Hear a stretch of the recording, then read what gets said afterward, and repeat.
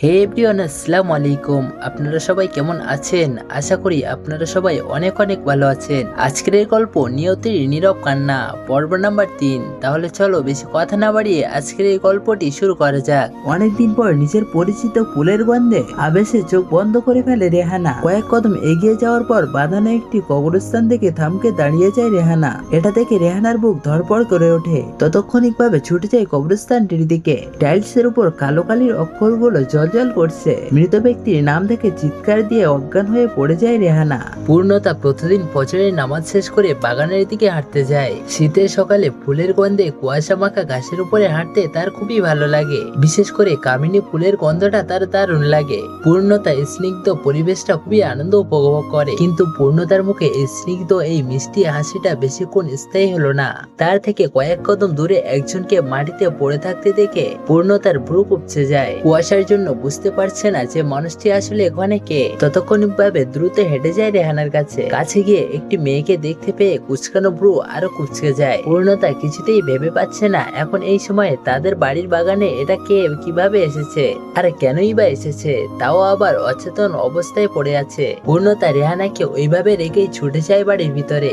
হাঁপাতে হাঁপাতে মাকে ডাকে, ও মা, তাড়াতাড়ি এদিকে এসো, বাগানে একটি মেয়ে অচেতন অবস্থায় পড়ে আছে। আরে মা, তুমি কি শুনতে পাচ্ছ না নাকি? কোথায় গেলে তুমি? আর ওদিকে তামিমা সকালের নাস্তা বানাচ্ছিল। তামিমা হলো যে রেহানার ভাবি।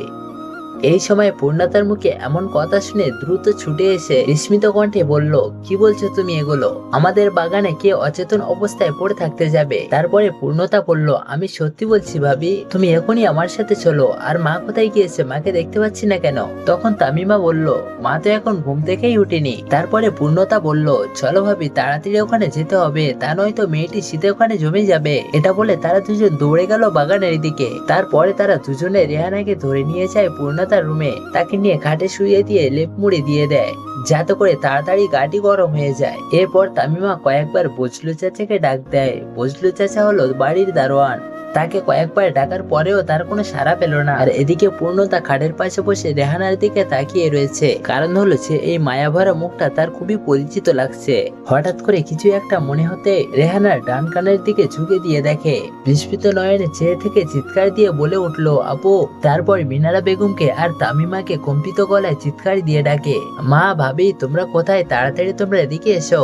তামিমা তার শাশুড়ির রুমে যায় তাকে ডেকে আনতে। পূর্ণতার চিৎকার শুনে তারা দুজনে দ্রুত এখানে ছুটে আসে। মিনারা বেগম পূর্ণতার কথায় তাকায় রেহানার মুখের দিকে।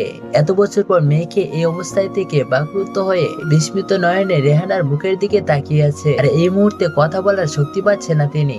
এত বছর পর মেয়েকে এই অবস্থায় দেখে শুধু ফ্যাল করে তাকিয়ে আছেন। পূর্ণতা সরিষার তেল গরম করে রেহানার হাতে পায়ে মালিশ করছে আর ফুপিয়ে ফুপিয়ে কাঁদছে। তামিমার উদ্দেশ্যে কম্পিত গলায় বলল, যে ভাবি, তুমি এখনো বসে রয়েছো কেন? আমার বোনটা এখানে এত কষ্ট পাচ্ছে আর তুমি বুঝতে পারছো না? দেখো, চোখ মুখ কেমন ফ্যাকাশে হয়ে যাচ্ছে। তুমি যাও, গিয়ে তাড়াতাড়ি ডাক্তারকে এখানে ডেকে নিয়ে এসো। একটু থেমে আবার বলল যে নাহিদ ভাইকে এবং নাইম ভাইকে বলো আজ আর বেশি হাঁটতে হবে না, আমাদের বোন আমাদের বাড়িতে আজ চলে এসেছে। তামিমা হতবাক হয়ে মা মেয়েদেরকে দেখছে। পূর্ণতা যেন পাগল হয়ে গেছে বোনেদের এমন অবস্থা দেখে। আর তার শাশুড়ি মেয়ের পাশে নির্বিকার ভঙ্গিতে বসে রয়েছে। কিন্তু তামিমা ভয় পাচ্ছে নাহিদের কাছে ফোন দিয়ে বলতে। প্রথম যেদিন তামিমা না বুঝে রেহানার নাম শুনেছিল, সেদিন ভয়ঙ্কর এক পরিস্থিতির শিকার হয়েছিল তামিমা। সেদিনের কথা মনে হলে এখনো গা শিউরে ওঠে তার। আর দুই ভাই হাঁটতে হাঁটতে যখন ক্লান্ত হয়ে রাস্তার পাশে টুলের উপরে বসে, ঠিক তখনই ফোন বেজে ওঠে নাহিদের। তারপর প্যান্টের পকেট থেকে ফোনটি বের করে দেখে যে তামিমা কল করেছে। তারপরে নাহিদ কানের কাছে ফোনটি নিয়ে মুচকি হেসে বলল, আদেশ করুন আমার হৃদয়ের মহারানী, আমি আপনার জন্য এখন কি করতে পারি? তারপর তামিমা আশ্চর্য কণ্ঠে বলল, নাহিদ, বাড়িতে তাড়াতাড়ি ডাক্তার নিয়ে এসো। নাহিদের হাসি হাসি মুখে মুহূর্তে আধার নেমে আসে। দীর্ঘ শ্বাস ফেলে আস্তে করে বলে, যত তাড়াতাড়ি সম্ভব আমি এখনই আসছি। তারপর নাইমকে বলল, এখনই বাড়িতে যেতে হবে মা, বোধহয় আবারও অসুস্থ হয়ে পড়েছে। তামিমা আমাকে এখনই ডাক্তার নিয়ে যেতে বলেছে। তারপর নাইম কোনো কথা না বলে ভাইয়ের পিছনে পিছনে হাঁটতে লাগলো। আধা ঘন্টা পর বাড়িতে এসে পৌঁছায় দুজনে। ডাক্তার নিয়ে সোজা চলে যায় মাঝের রুমে। এসে এখানে কাউকে না দেখতে পেয়ে পূর্ণতার রুমে চলে যায়। রুমে পা রাখতে দৌড়ে এসে কাঁদতে কাঁদতে বলল, যে ভাইয়া, তোমরা এসেছো? দেখো দেখো, আমার আপু এসেছে। কিন্তু আপু কোনো কথা বলছে না ভাইয়া। আপুর সারা শরীর কালচে হয়ে যাচ্ছে, আমার বোনের কিছু হবে না তো ভাইয়া?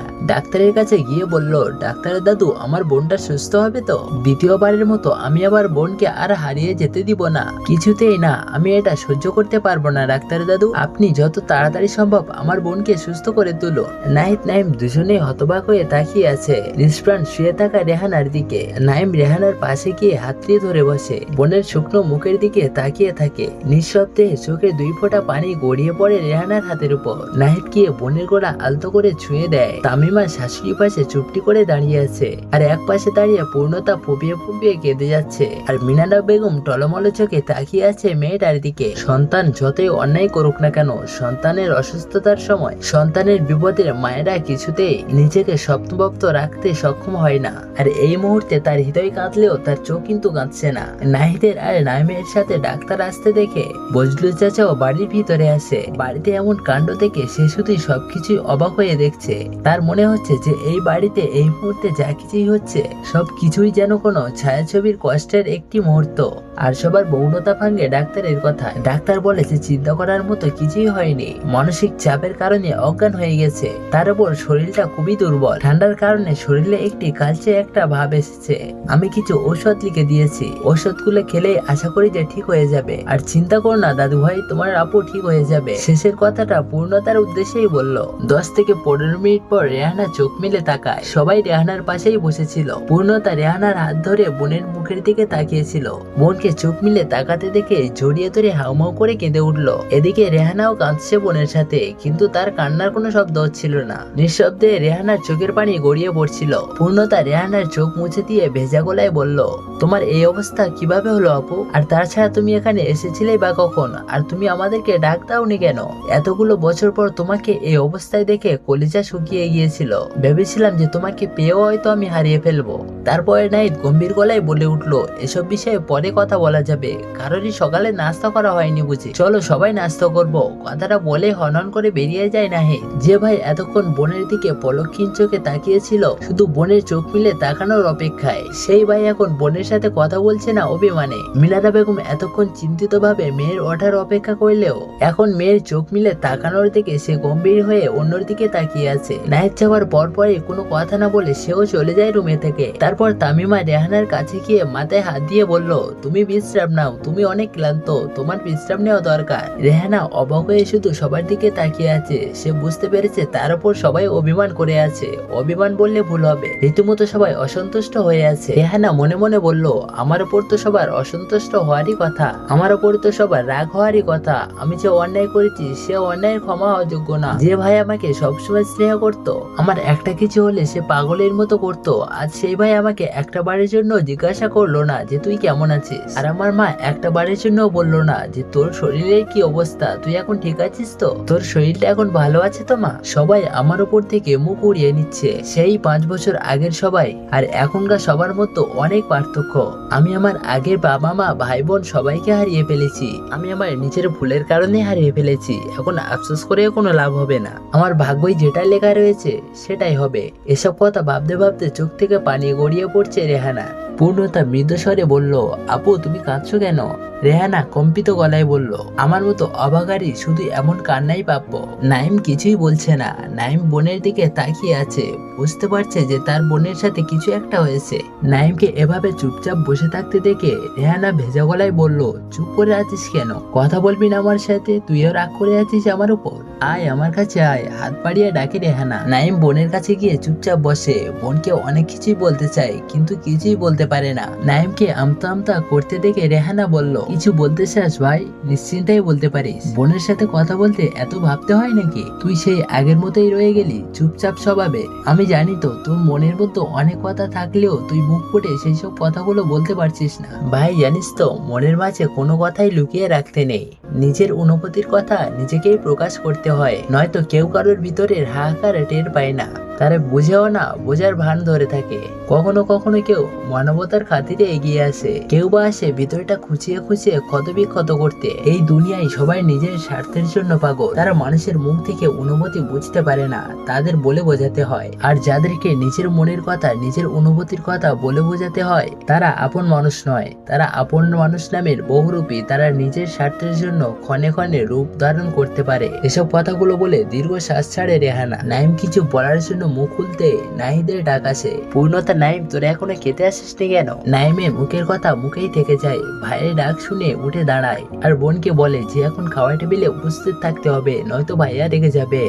তোমার সাথে না হয় একটু পরে কথা বলবো আপু। রেহানা শুধু মাথা তুলিয়ে হ্যাঁ জানায়। নাইম পূর্ণতার দিকে তাকিয়ে বলল, পূর্ণতা তুই গিয়ে আপুর জন্য খাবার নিয়ে আয়। তারপরে পূর্ণতা, নাইম তারা দুজনে একসাথে খাবার টেবিলে গিয়ে বসে। তামিমা পূর্ণতাকে দেখে বলে, পূর্ণতা তুমি রেহানার জন্য খাবার নিয়ে যাও, ওর নিশ্চয়ই অনেক ক্ষুধা লেগেছে। পূর্ণতা চুপচাপ সবকিছু গুছিয়ে নিয়ে রেহানার কাছে খাবার নিয়ে যায়। একজনের খাবার নিয়ে যেতে দেখে নাহিদ বলল, তোরা খাবার খাসনি কেন? তারপরে পূর্ণতা আস্তে করে বলল, আমার ক্ষুধা নেই ভাইয়া। নাহিদ চোখ রাঙিয়ে বলল, ক্ষুধা নেই মানে? এখনই খাবার নিয়ে যা বলছে, তোর দ্বিতীয়বার যেন আর না বলতে হয়। তারপর পূর্ণতা বলল, এখান থেকেই খেয়ে নিব, বলেই উপরে চলে যায়। পূর্ণতার দুইটি হাতে খাবারের প্লেট, সেই জন্য পা দিয়ে ধাক্কা দিয়ে দরজা খুলে ভিতরে ঢুকে। রেহানা চোখ বুজে শুয়েছিল, দরজা খোলার শব্দ পেয়ে চোখ খুলে তাকায়। এতক্ষণ ক্ষুধার টের না পেলেও বোনের হাতের খাবার প্লেট দেখে রেহানা বলল, তাড়াতাড়ি নিয়ে আয় বোন, আমার অনেক ক্ষুধা লেগেছে। গতকাল দুপুরে কয়টা ভাত খেয়েছি, তারপরে এক গ্লাস পানিও জুটিনি কপালে। বোনের কথা শুনে পূর্ণতা অস্ত্রশস্ত্র চোখে তাকিয়ে দেখে বলল, আমি তোমাকে খাইয়ে দিচ্ছি আপু। পরোটা ছিঁড়ে ভিজিয়ে রেহানার মুখের কাছে ধরে। রেহানা বিনা বাক্যই খেয়ে নেয়। অপলক দৃষ্টিতে তাকিয়ে দেখছে এই পূর্ণতাকে। সেই ছোট্ট পূর্ণতা আজ কত বড় হয়ে গিয়েছে, বড় বোনের মতো দায়িত্ব পালন করেছে। পূর্ণতা খাইয়ে দিতে দিতে বলল, নিচে গিয়ে দেখি ভাবি তোমার জন্য আলাদা করে সবকিছু গুছিয়ে রেখেছে। তারপরে রেহানা আস্তে করে বলল, তুই খাবি না পূর্ণতা? এত বছর পর বোনের মুখে পূর্ণতার ডাক শুনে খুশিতেই কেঁদে ফেলে পূর্ণতা। তারপর কান্নায় জড়িত কণ্ঠে বলল, পুরো 5 বছর পর তোমার মুখে পূর্ণতার ডাক শুনে আমার যে কত আনন্দ লাগছে, সেটা তো তোমাকে আমি বলে বোঝাইতে পারবো না আপু।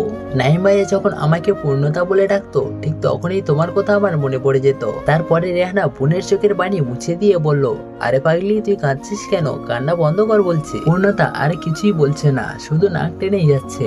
তারপরে রেহানা বলল, তুই এখন খেয়ে নে পূর্ণতা, আমি আর খাবো না। পূর্ণতা বোনকে খাইয়ে দিয়ে নিচে এটো প্লেট নিচে নিয়ে যায়। তারপর টেবিলের উপরে চোখ পড়তে পুরো কুপচে যায় পূর্ণতা। তামিমাকে সব গুছিয়ে রাখছে দেখে পূর্ণতা বলল, ভাবি কেউ কি খাবার খায়নি? তামিমা বলল, খেয়েছে না খাওয়ার মতো, কারণ নাকি আবার খিদা নেই। তামিমা পূর্ণতার কথা শুনে মাঝে কলিং বেল বেজে উঠল। তামিমা দরজা খোলার জন্য পা বাড়িয়ে বলল, এই সময় আবার কে আসলো? পূর্ণতা বলল, আমি দরজা খুলতে যাচ্ছি ভাবি, তুমি তোমার কাজ করো। পূর্ণতা দরজা খুলে কিছু বলার আগেই পূর্ণতার সামনে থাকা মানুষটা জিজ্ঞেস করলো, আচ্ছা এটা কি আশরাফ খন্দকারের বাড়ি? পূর্ণতা বলল যে হ্যাঁ, কিন্তু আপনি কে? তারপর পাশের মানুষটি কিছু একটা বলল। পূর্ণতার সামনে থাকার মানুষটি বলা কথাগুলো শুনে পূর্ণতা আতকে উঠে বলল, তাহলে আজকের গল্পটা এই পর্যন্তই। আর আপনারা যদি 4 নম্বর পর্বটি দেখতে চান, তাহলে এই ভিডিওতে একটি লাইক দিয়ে চ্যানেলটি সাবস্ক্রাইব করে অবশ্যই কমেন্টে 4 নম্বর পর্ব লিখতে হবে। তাহলে আপনাদের কমেন্ট অনুযায়ী আমরা 4 নম্বর পর্বটি নিয়ে আসবো। তাহলে আজকের গল্পটি এই পর্যন্তই ছিল। সবাই ভালো থাকবেন, সুস্থ থাকবেন, দেখা হচ্ছে পরবর্তী কোনো ভিডিওতে।